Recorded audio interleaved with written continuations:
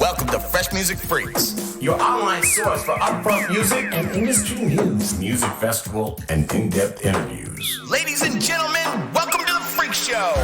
I'm a freak. Are you? This is Speed Raver here for Fresh Music Freaks at Gem and Jam Festival. I'm here with Christian Martin. What's up? Co-founder of the Dirtybird label.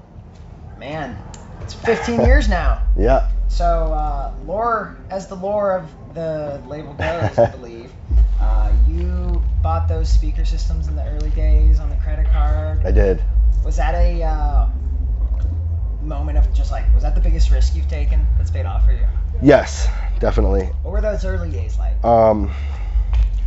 We had kind of an idea of a sound that we wanted to push and play, and we realized, we being me and my brother Justin, Barkley Crenshaw, who's Cloud Von Stroke, and Worthy, that we were gonna have to do it ourselves if we were gonna make any impact, to have a chance to make impact, because the San Francisco DJ scene was always very competitive and established, it felt like. So I didn't feel like it was an option to try to like break into that or something, or so just like we had to build it from the ground up. Right on. So if that's biggest risk has paid off, what's the biggest thing that did not pay off that taught you something most valuable lesson?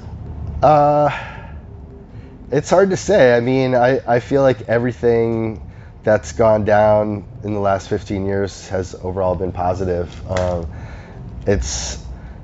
There were definitely some dark financial days, like after it sunk in, like that I really went there and maxed out the credit card. But it was totally fine. It was all good. When we would get into the park and set everything up and start rocking it, it was just like didn't matter anything else. So you've talked about Moontribe in your past. How did Moontribe play a formative part in your DJ scope and what you bring to the Dirtybird's sound? Moontribe was really the first party that I experienced of a big ass sound system. I'd been to one indoor party at my college that they threw, but I'd never experienced a massive sound system, especially outside. So it was just kind of like everything new experience. And I was pretty anti-electronic music throughout high school and maybe the first half of my first year in college, but I was also like a closed-minded, like East Coast, like hip-hop head. So I didn't know that it was possible that something like Moontribe could exist, because it could only exist in California. Like there's no way that people would be like bringing a sound system in the snow and on the East Coast to rave. Maybe now people would, but you know what I mean. Yeah. So they were doing it. The Wicked Crew was doing it up in SF, but the Moontribe was very close to where I was going to school. So every month was kind of like this growing tumbleweed of friends that would all go to Moontribe, and it was kind of like just something that we had on the schedule because it was so rewarding. So that shaped my early love. It kind of like ignited my love for electronic music, and I feel really honored to have played for Moontribe like many times now. I think like 4 or 5 times that they've kind of brought me in a way to what they're doing, and it's kind of mind-blowing that it comes full circle like that. But they really influenced my early years of my taste of electronic music. So in the 15 years of the Dirtybird Odyssey, can you pick a moment that's like, to you, represents the vibe of what Dirtybird's all about? What comes to mind for you? There were 2. I think one was my set at the first camp out, because they didn't give me a ending time. They gave me question marks. So I ran with that and I played a very long time. And everyone that was producing the festival was there, and at a certain point I think they realized that I was never going to stop, so they had to like kick me off. But that, and then also DJing with my brother the next night, playing drum and bass, and as the sun came up, that was another, those two moments. I think that's more selfish, both of those, but I think that they represented Dirtybird, because on the first night it was kind of like we made it. We didn't know, it was like the biggest endeavor that Dirtybird had done, the camp out. And you can hear like Barkley like talking on the mic throughout. But the drum and bass was amazing, because we never really did anything like that before, and you know, it took a long time for me to be comfortable with playing drum and bass, but mixed and key helped me with, you know, figuring that out. So just being able to step out of my comfort zone, but then also have a full field of people that are trusting that it's going to be something special. And the fact that I could experience it with Justin was even, you know, double. So I'd say those two.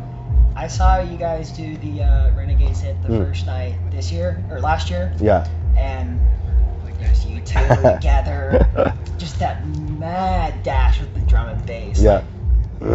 That's one of my favorite memories. It's a very Dirtybird vibe to me today. Can you talk more about playing with Justin like that, and your dynamic when you do play it's with great. him? I mean, we'll prepare, but it's usually pretty quick, where we'll both bring big folders of music and go through them and then make a short list.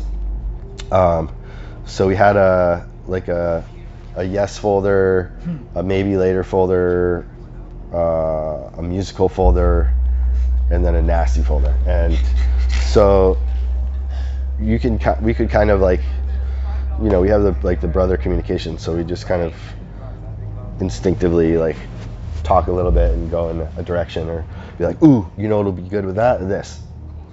So Do you guys all have like this? What's your drum and bass background? Because I know Barkley started out there, right? Or was he very strong in it? Or yeah, he was doing that before house. My drum and bass background was discovering LTJ Bookham Logical Progression Volume 1 in '96, the summer of '96. Nice. Got that double CD, and it was just like game over, because it combined like the epic like trance synths, like the crazy heady synths, with this like trunk destroying bass lines, and that was game over for me. Was that really like brought me into electronic music, like discovering drum and bass, because I moved away from trance relatively quickly, I guess, but drum and bass is still like this backbone. Like when I'm driving, I'll listen to drum and bass almost exclusively, and just like let Spotify radio stations like kind of build my catalog of stuff that I love. So yeah, drum and bass is very powerful for me. I feel that. So with your label, Trippy Ass Technologies. Yes. You have these sci-fi ideas that are very strong behind it. I'm Right. very interested in that. I really love the like sacred geometry and these diagrams that for all the Right. art. Yeah, I wanted to. I mean, I'm intrigued by the big universal stuff, like the forces of the universe and stuff like galaxies that are far away and what's in them and how do the stars explode and gravity and all that stuff. And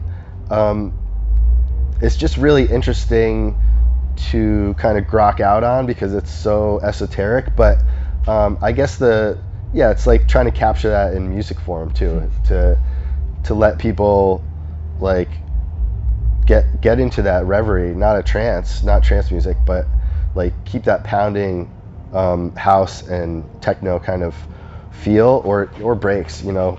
I one of the things that I love about the label is that we have this freedom to go back and forth between those two genres quite a bit, and it's worked out really well. So capturing those like universal concepts in a very abstract way, like, you know, if it kind of takes you out of your comfort zone, and there's a track that it's like, what the hell is going on in that track? It's like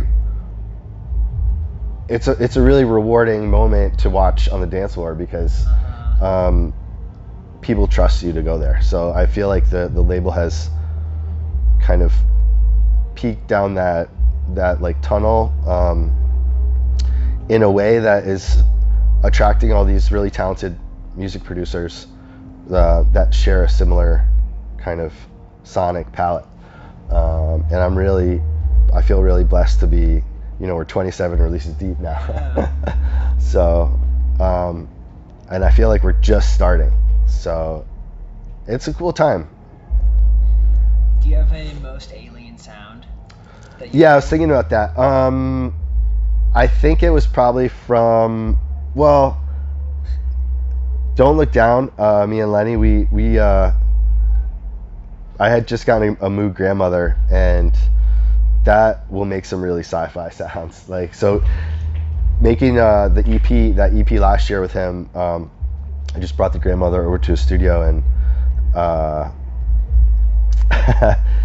put it through its paces, and so just like playing around, and like there's one like in the payoff bass line of Don't Look Down, just start fucking around with like the octaves and like reverb, and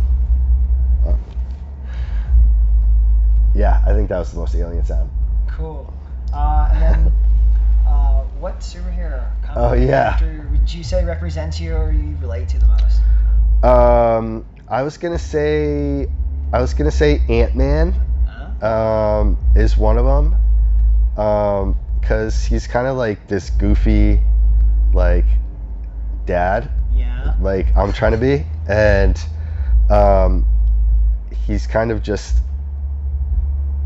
dealing with this shit. He's like, all right, I guess I'm a superhero now. So I like that. He's not like, you know, unbeatable. He's pretty easily beatable, but he's pretty awesome also. All right. Well, hey, this set's gonna be great. Cool, man. I'm excited. Thank you very much. Yeah. Thanks for the cool questions. Yeah. That was cool to think about.